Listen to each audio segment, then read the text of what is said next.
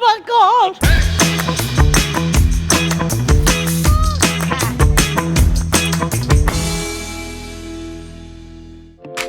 The best tamarind to make pad thai have to come from my hometown, Phetchabun.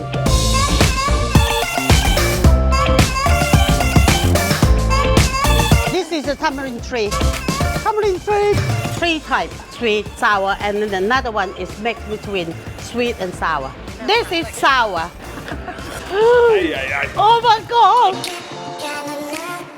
This is sweet. Better.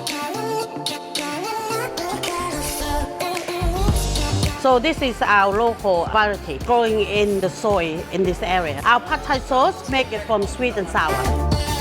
From the tamarind factory to Rosa's. The best tamarind in the world. I have been making this recipe for 30 years. Shallot, palm sugar, Phetchabun tamarind fish sauce. You are a veggie person, you put soy sauce. Love to put a touch of dark soy sauce to make golden color. Oh my god, that is so good. Done, that's it. That is my pad thai sauce.